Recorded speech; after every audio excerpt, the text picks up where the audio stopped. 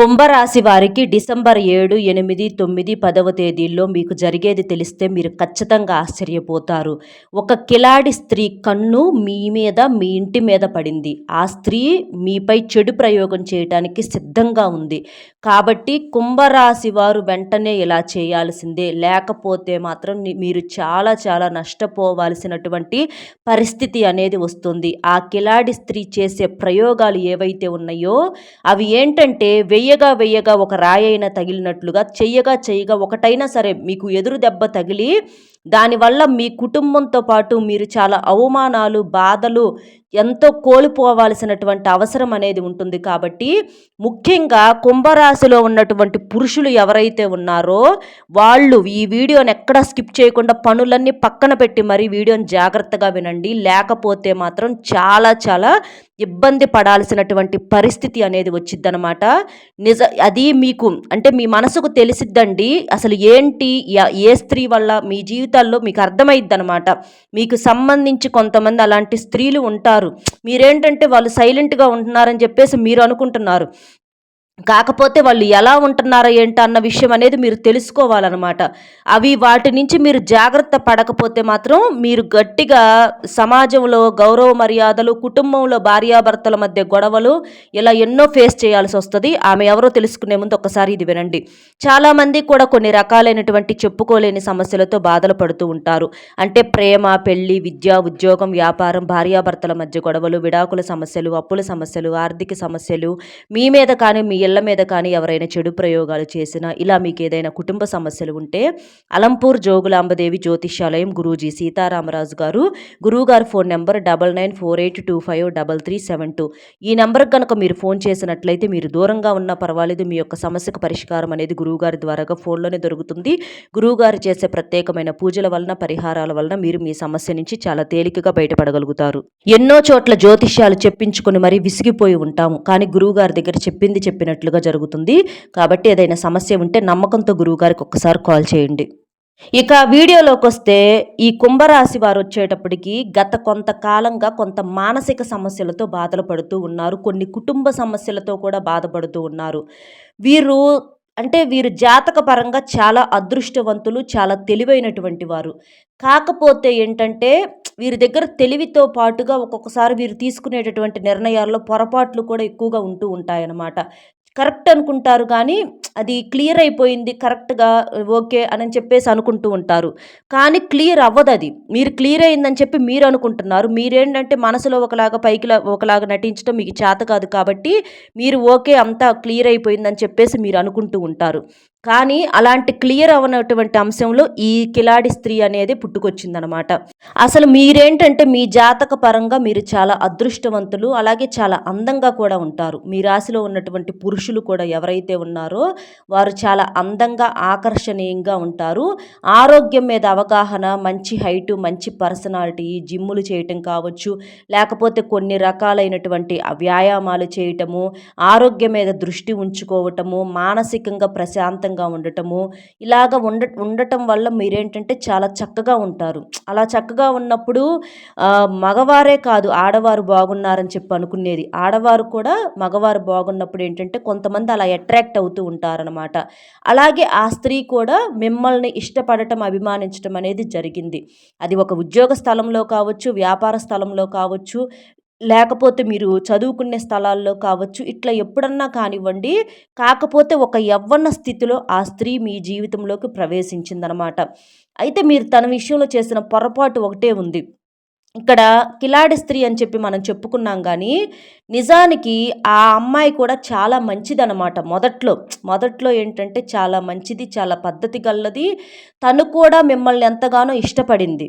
తను కూడా ఏంటంటే ఆ యొక్క పద్ధతి కావచ్చు, తన యొక్క సంప్రదాయం కావచ్చు, అవన్నీ కూడా మిమ్మల్ని కూడా ఆకర్షితులను చేసినాయి అనమాట. చేసినప్పుడు ఏంటంటే మొట్టమొదట తను మిమ్మల్ని ఇష్టపడి ఒక సైడ్ నుంచి ఇష్టపడుతూ వచ్చినప్పటికీ అది ఏదో ఒక రూపంలో తను ఓపెన్ అయి చెప్పటం కావచ్చు, లేకపోతే మీరు కూడా తెలుసుకోవటం కావచ్చు.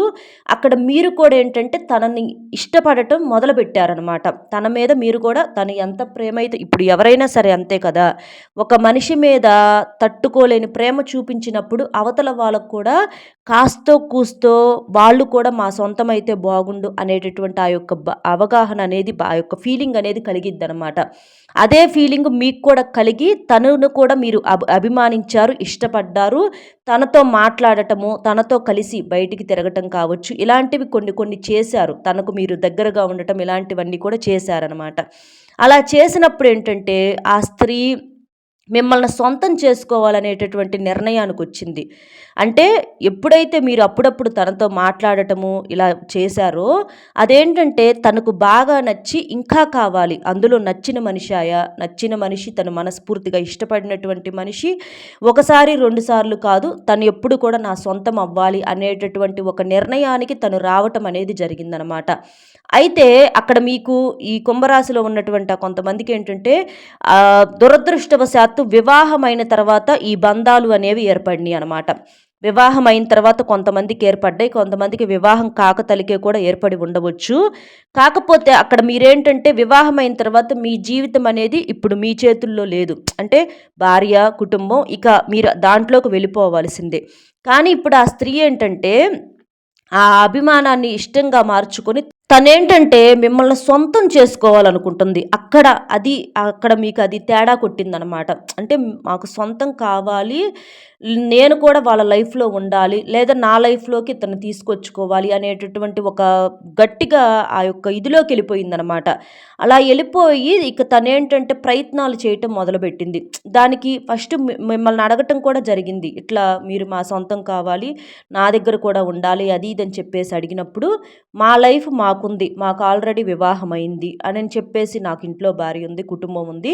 నేను అలా చేయటానికి ఏమాత్రం కూడా సిద్ధంగా లేను. నాకు గౌరవ మర్యాదలనేవి కోల్పోతాయి అనని చెప్పేసి మీరు చెప్పటం అనేది జరిగింది. జరిగినా కూడా ఆ స్త్రీ ఏంటంటే అది తీసుకోలేక ఎందుకంటే మిమ్మల్ని ఇష్టపడటం వలన, మీరే లోకంగా ఉండటం వలన, తను కూడా మొదటి ప్రేమగా మిమ్మల్నే ప్రేమించటం వల్ల ఏంటంటే తను తీసుకోలేకపోతది ఆ విషయాలు.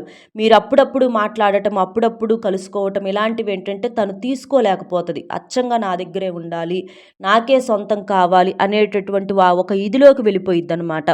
ఇక అలాగా చేసినప్పుడు మీరేంటంటే దానికి ఏమాత్రం కూడా ఒప్పుకోరు. ఎందుకంటే వివాహం కాకపోతే ఎలాగైనా పెళ్లి చేసుకోవటానికి అవకాశం అనేది ఉంటుంది. కానీ వివాహమైన తర్వాత మళ్ళీ తను వేరే వాళ్ళని లైఫ్‌లోకి ఆహ్వానించాలి అనంటే అది ఎవ్వరికైనా సరే ఖచ్చితంగా ఇబ్బందిగా ఉంటుంది. అదే ఇబ్బందిని ఇక్కడ మీరు కూడా ఫేస్ చేసి తనను దూరం పెట్టేయటం అనేది జరిగిందనమాట. అయితే అది తీసుకోలేకపోతుంది తను. తనకేంటంటే మీరు కావాలి, మీరు గుర్తొస్తున్నారు, మీతో ఎలాగైనా కలిసి బ్రతకాలి అనని చెప్పేసి ఇక తన ఆలోచన ఏంటంటే అది ఇక ఒక మూర్ఖత్వంగా తయారయిందనమాట. అది మీ మీద ఉన్నటువంటి ప్రేమ అది మీకు ఒక శాపంలాగా మారిందనమాట. ఒక్కొక్కసారి ప్రేమ కూడా శాపంగా మారటం అంటే, ప్రేమ కూడా పగగా మారటం అంటే ఇదే కాబోలు. అలాగా ఇక నో అని చెప్పిన తర్వాత అర్థం చేసుకొని ఆగిపోవాలి. కానీ కుదరదు అని తనకి కూడా తెలిసిన తర్వాత కూడా అదే కావాలి అని చెప్పేసి అనుకోవటం వల్ల ఆ స్త్రీ యొక్క వ్యక్తిత్వాన్ని అక్కడ కోల్పోవటం అనేది జరిగిందనమాట. కానీ మీరు కూడా ఏంటంటే ఇక వెంటపడగా మీలో కూడా ఓపిక అనేది నశించి మీరు కూడా గట్టిగా చెప్పారు. నాకు వస్తే మీరు మాట్లాడితే అసలు ఇట్లా మాట్లాడటం కూడా ఇక నేను చెయ్యను. ఇక నాకు అవసరమే లేదని చెప్పేసి మీరేంటంటే తనను పూర్తిగా దూరం పెట్టేసేసారనమాట. ఇక అట్లా దూరం పెట్టేసిన తర్వాత తనేంటంటే ఇంక అది పగగా మార్చుకొని ఎలాగైనా సరే ఒక పంతం మిమ్మల్ని సొంతం చేసుకోవాలనేటటువంటి ఒక పంతంలోకి వెళ్ళిపోయింది. కాబట్టి అక్కడ ఆ స్త్రీ యొక్క మర్యాదను కోల్పోయింది అక్కడ. మీరేంటంటే కొంచెం బాధ కలిగేలాగా మాట్లాడారు. చివరి దశలో ఏంటంటే అసలు నువ్వు ఆడదానివేనా? ఛీ! అంటున్నా కూడా ఇలా వెంటబడుతున్నావేంటి? నీకు కొంచెం కూడా సిగ్గు ఏమీ లేదా? అనని చెప్పేసి మీరు కొంచెం ఇట్లా మాట్లాడేసరికి తనేంటంటే తీసుకోలేకపోతదనమాట. తీసుకోలేక అంటే నేను ఇష్టపడితే మాత్రం తనకొక లైఫ్ ఉందని తెలిసి కూడా నా జీవితంలోకి ఎందుకొచ్చి నా మనసుతో ఆడుకోవాలి అనని చెప్పేసి తనేంటంటే మీ మీద ఒక కోపం పెట్టుకుంది. పెట్టుకుంది. అది మీరు కూడా చేసిన పొరపాటు, మీ తప్పు కూడా ఉంది కదండీ! 2 చేతులు కలిస్తేనే చప్పెట్లవుతాయి. అలా మీ లైఫ్ మీకు ఉందని తెలిసి కూడా కొంతమంది మనసుకు తీసుకునే వాళ్ళుంటారు. కొంతమంది వదిలేసుకునే వాళ్ళుంటారు. కానీ మీ శాత్తు తను మనసుకు తీసుకొని తను నిజంగా మిమ్మల్ని ఇష్టపడింది కాబట్టి తన సైడ్ నుంచి తన బాధ న్యాయంగా ఉంటది. కానీ మీరు మీ యొక్క జీవితం అనేది మీకు పర్సనల్‌గా ఉంది కాబట్టి ఆ స్త్రీని మీరు దూరం పెట్టాల్సినటువంటి పరిస్థితి. కాబట్టి మీరు కొంచెం కటువుగా, కొంచెం కఠినంగా తనను అవమానించేటట్లుగా మాట్లాడారు కాబట్టి, తను ఇంకా ఎక్కువగా బాధపడటం అనేది జరిగింది. కాబట్టి మీరేంటంటే తప్పో, ఒప్పో మీ ద్వారా కూడా తప్పు ఉంది. తను మీ వల్ల అలా అయిపోయింది. కాబట్టి అంటే మిమ్మల్ని సొంతం చేసుకోవటానికి చాలా ప్రయోగాలు చేస్తుందనమాట. చెడు ప్రయోగాలు ఏంటి అనంటే, మీ మీద నలుగురికి బ్యాడ్‌గా చెప్పటము. అంటే మీ చుట్టూతా ఎవరైతే ఉంటారో మీ ఫ్రెండ్స్‌కి కావచ్చు, వాళ్ళకి కావచ్చు, వీళ్ళకి కావచ్చు, మీ మీద అలా చాడీలు చెప్పటం కావచ్చు, మీ భార్యాభర్తల మధ్య అనుమానం కలిగించేటట్లుగా మాట్లాడడం కావచ్చు, ఇలాంటి ప్రయత్నాలనేది చేస్తుందనమాట. కాబట్టి ఇక్కడ మీరు చేయాల్సిన పరిస్థితి ఏంటంటే, తనకంటూ ఒక లైఫ్ ఉండేలాగా మీరు చూడండి. అంటే తను మనసు మార్చుకొని తను పెళ్లి కాని అమ్మాయి అయితే తనకి ఎలాగోలా నచ్చజెప్పి, తనకి అన్నీ అర్థమయ్యేలా చెప్పి, ఎందుకంటే మా జీవితం ఇప్పుడు మాది కాదు. మాకు ఆల్రెడీ వివాహం అయిపోయింది. కాబట్టి నువ్వు కూడా వివాహం చేసుకో. ఏదో తప్పో ఒప్పో మాట్లాడాము అని చెప్పేసి తనని కాస్త ఆ ఇదిలో నుంచి బయటకు తీసుకొచ్చి, పెళ్లి కాని అమ్మాయి అయితే తనకు పెళ్లి చేసే ప్రయత్నం చేయండి. అలా చేసుకోవటం వల్ల ఏంటంటే ఇక నిదానంగా, ఎందుకంటే తప్పొప్పులు అన్న తర్వాత మనిషి పుట్టిన తర్వాత పొరపాట్లు తెలుసో తెలియకో కొంతమంది చేస్తూ ఉంటారండి. కాబట్టి ఆ తప్పు కాడే జీవితం అనేది ఆగిపోకూడదు. కాబట్టి ఏదో తెలుసో తెలియకో పొరపాటు అనేది జరిగింది అని చెప్పేసి తనను మీరు మార్చి అలా వివాహం చేయటం వల్ల ఏంటంటే ఇక తను కూడా ఇక తన భర్త, తన పిల్లలని చెప్పి మిమ్మల్ని మర్చిపోయేటటువంటి ప్రయత్నం అనేది చేసిద్దనమాట. అలా ఒంటరిగా ఉంటే తనకేంటంటే ఇక మీ ఆలోచన కాడే ఆగిపోయిద్ది. కాబట్టి వివాహం కానమ్మాయి అయితే అలా చేసేటటువంటి ప్రయత్నం అనేది చేయండి. అదే వివాహం అయ్యి కొంతమంది ఏంటంటే ఇంట్లో భర్త సరిగ్గా లేకో, కుటుంబ పరిస్థితులు సరిగ్గా లేక కొంతమంది కూడా ఇలాంటివి చేస్తూ ఉంటారనమాట. అలాంటి వివాహమైనటువంటి ఆడవారైతే మాత్రం మీరేంటంటే వాళ్ళకి కఠినంగా చెప్పకుండా, ఇది అమ్మ తెలుసో తెలియకో మాట్లాడుకున్నాం, చేసుకున్నాము. ఇక అంతటితో అయిపోయింది. మీ లైఫ్ మీరు చూసుకోండి.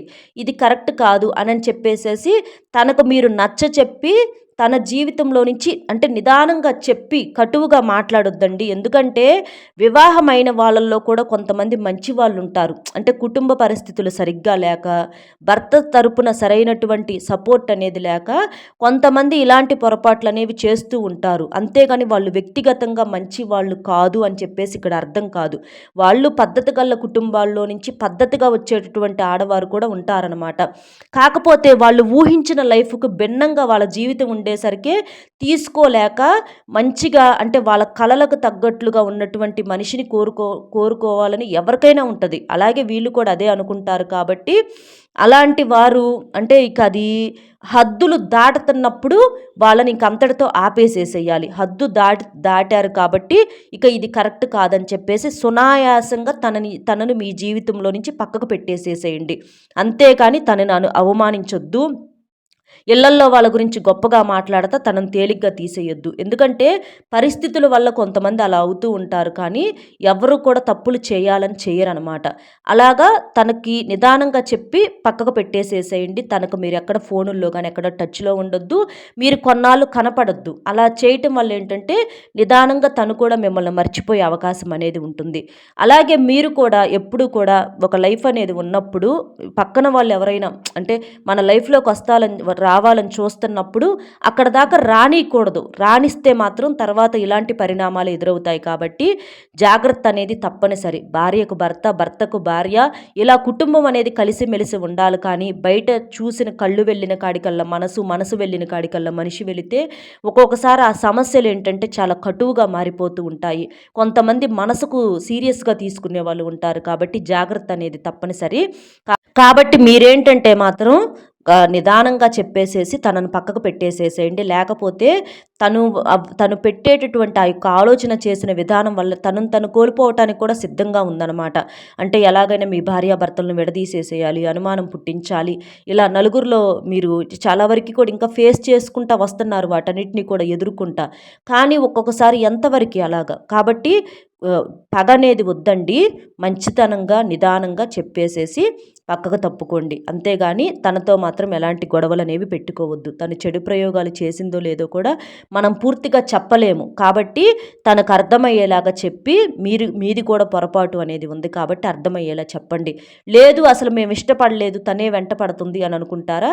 అసలు వాళ్ళ ముఖం కూడా చూడమాకండి ఇష్టం లేకపోతే మొదట్లోనే. అలాంటోళ్ళు ఏంటంటే వాళ్ళే ప్రయత్నం చేసుకొని వాళ్ళే వెళ్ళిపోతారనమాట.